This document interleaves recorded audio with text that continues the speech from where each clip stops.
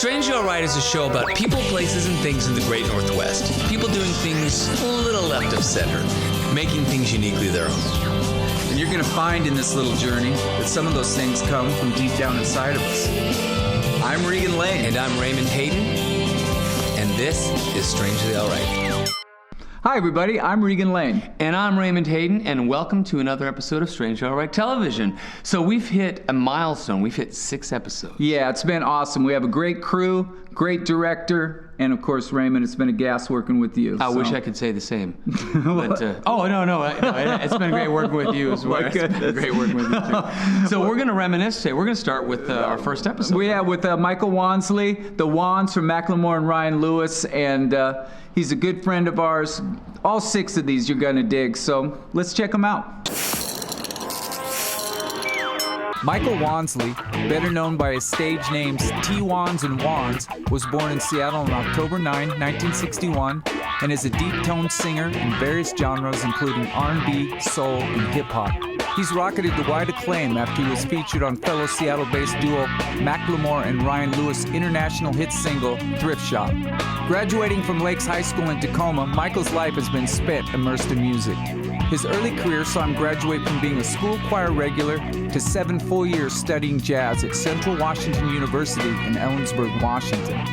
Following stints singing covers in Boys Will Be Boys and playing bass in a funk outfit called Life Ring, he was asked to front the local, harder-rocking Ghetto Monks in the mid-'90s. Although he continued to make music as a hobby for the next decade, Wansley's primary source of income during this time came from his job as a software test engineer.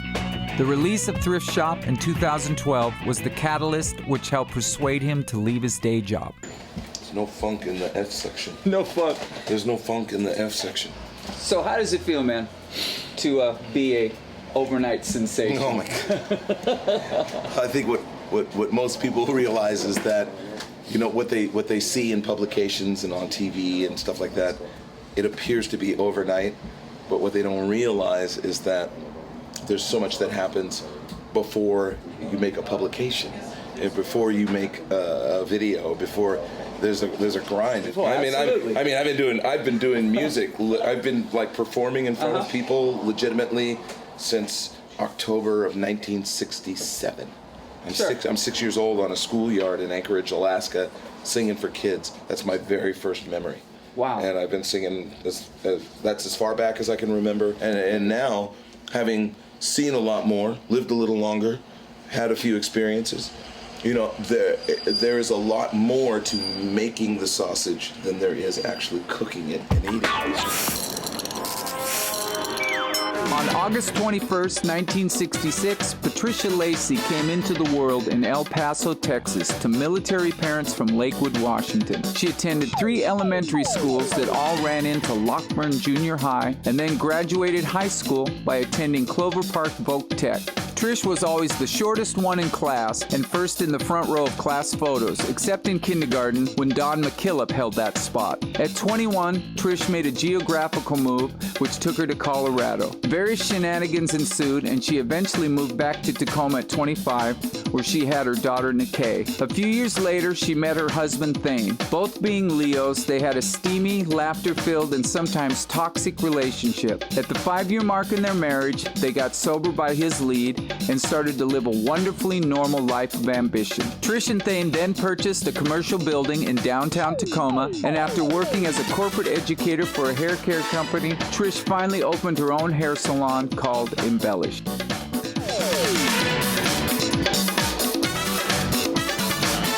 So this is a beautiful salon you have here. Thank you. I bet you're very proud of it. Yeah, we love the space. You should be. So one thing we haven't talked about is Embellish.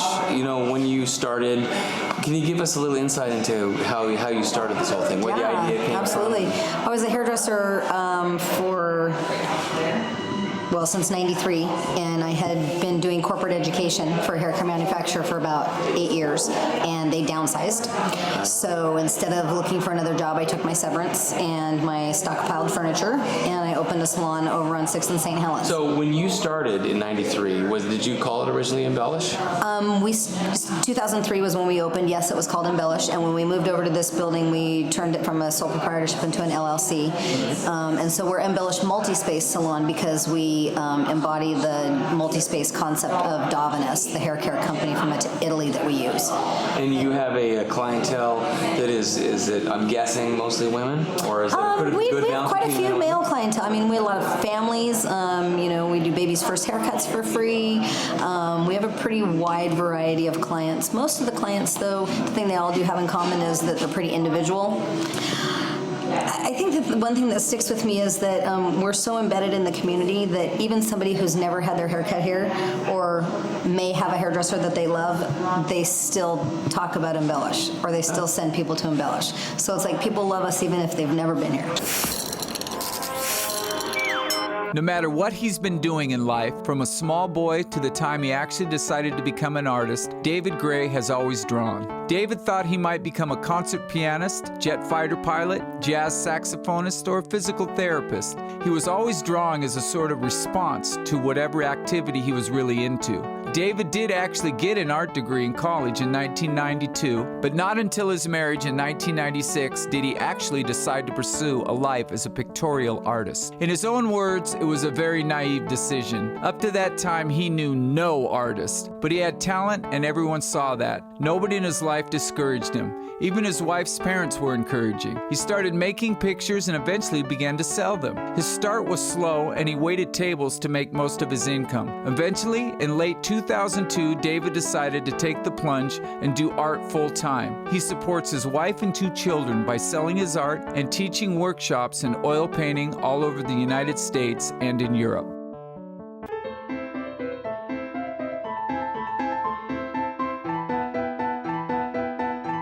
Are there misconceptions that people have about you as a person because of the type of art that you do? So when people hear that I'm an artist, oh yeah, my buddy's going to be there, he's an artist. So first of all, people around here don't take that seriously. They think, oh, he's a hobbyist. He doesn't really make a living. Sure.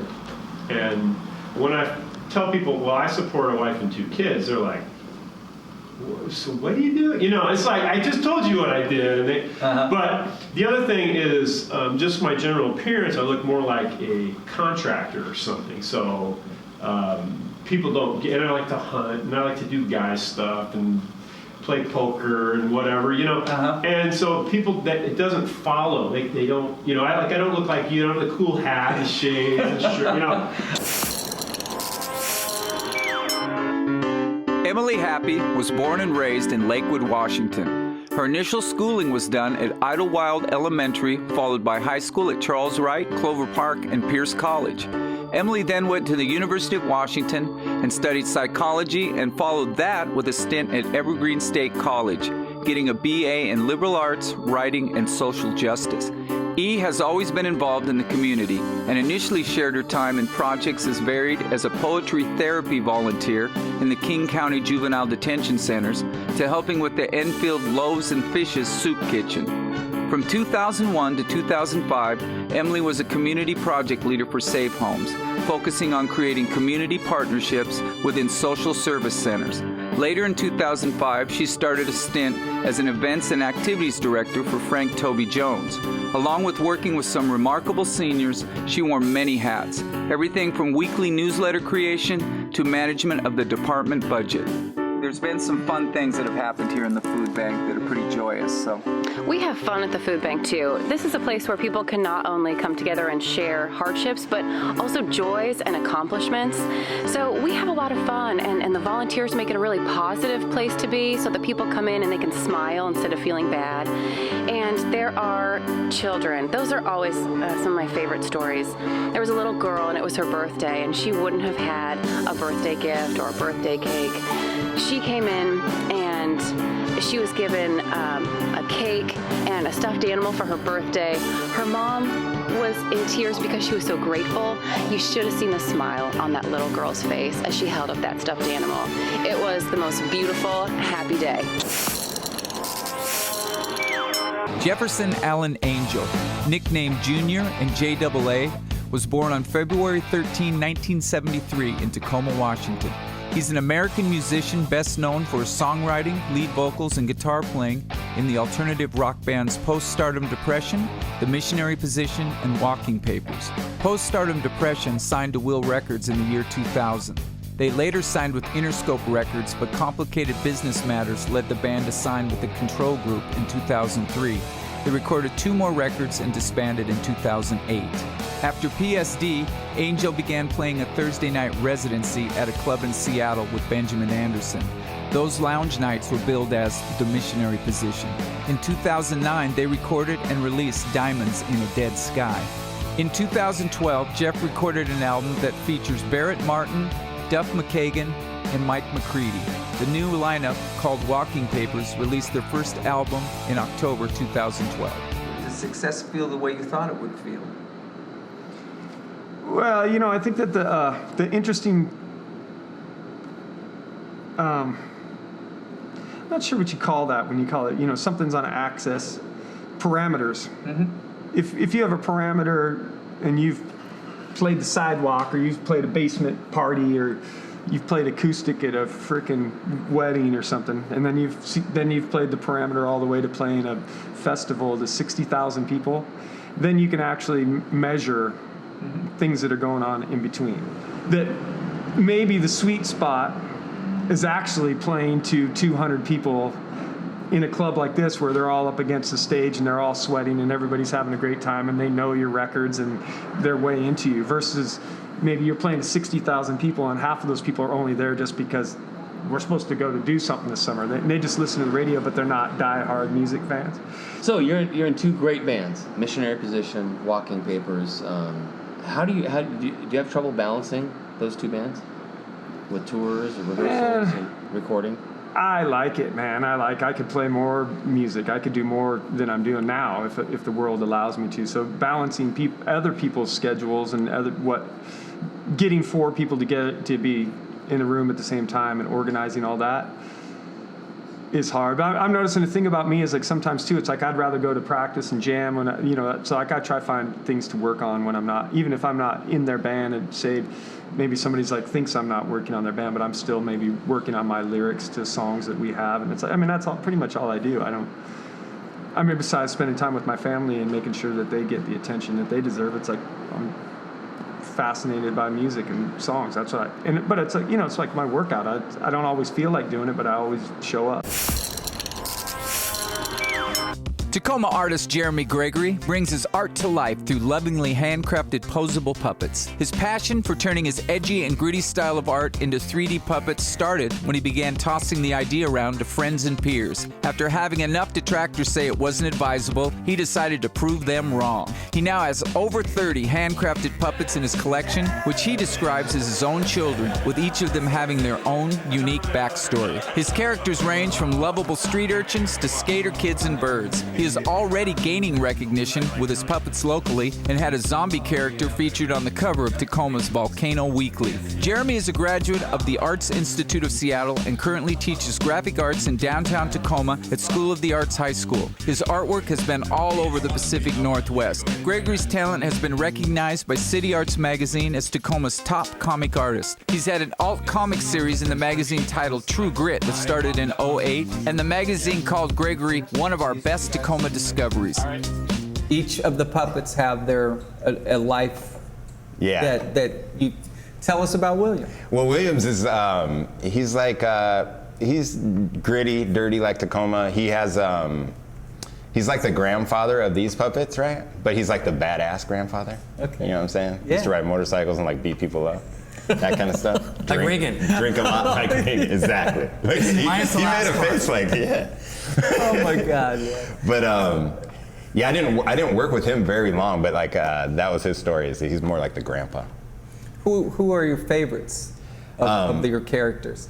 Well, it's the same thing as kids. Sounds like a stupid answer, but that's true. Bucky's the like main one for the whole brand of the Believables, right? That's what they're called, the Believables. And he's like the badass skater that's like the pro, that's the one that sticks out. He's just good, super good. He's kind of has a nondescript personality because everything's always good, and like his personality is like the least out of everybody because it's always just his teeth, that's it. Anything on the future with the puppets? I'm planning on working on a book with another artist called Rick Frausto is his name. And I was in a show in LA and he was in the same show, but he makes these like same kind of like puppets, but they don't move, like just a sculpture, but out of all junk and like metal and stuff welded together and stuff. Well, I've seen some of that stuff. He's really good at it. It's like I was like in love with him right when I saw all this stuff, you know. You heard it here first. Yeah, that's where it came. This is where it happened.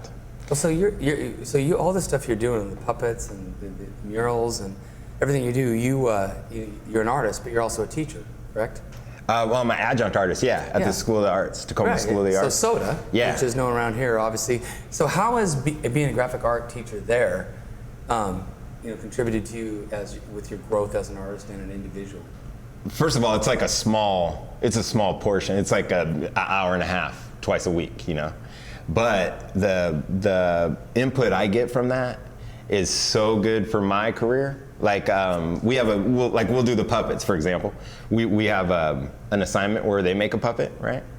And so we go through the whole process of designing the puppet. They make the image of the puppet before they're designing it, before they're making the real one. I learned so much while they're doing theirs. You know, they're like, oh, but why wouldn't I do something like this? You know, and I'm like, yeah. Yeah. And later on, you take them on a hike with the cliff. But so the teaching part just adds. Is there one? Do you have one story you can think of with a student that they come up with something that just kind of made you, wow, why didn't I ever think of that? Yeah, all the time though. All the time. Yeah, oh, really? Especially making the puppets, because I'm making the puppets all the time, and they come at it with a fresh eyeballs. You know, I'm making the same thing over and over, and like changing the head and the hands or whatever. You know, I'm not thinking of different ways to do stuff. And like I just helped a different artist from Seattle, Joey Brooks is his name. And he was going to be in a puppet show, and so he came here and learned how to make a puppet, right? So he went through, like I showed him how to make my armature and like my whole secrets, you know? Right. But they're not secrets, because I want everybody to do it, so it goes everywhere. All right, number 7's in the books, Raymond. Yes, it is, my good friend. It's in the books. Yes. Well, we hope you enjoyed those previous 6 episodes. We love doing Strangely All Right TV. Oh, yeah, we love it. It's a lot of fun. And number 8 coming up. Who's that going to be? It is going to be Kevin McBride McCam. And it's a great interview. He's a great guy and a great story. Oh, that's a great story. I'd like to thank Robert Richard from Musicians Exchange for letting us use the place. Thank you, Robert. And we hope everybody out there enjoys Strangely All Right TV as much as we enjoy making them. Oh, absolutely. Especially that guy right there. You see him right there? Yeah, that guy right there eating the corn dog. Yeah, that guy. All right. Everybody take care.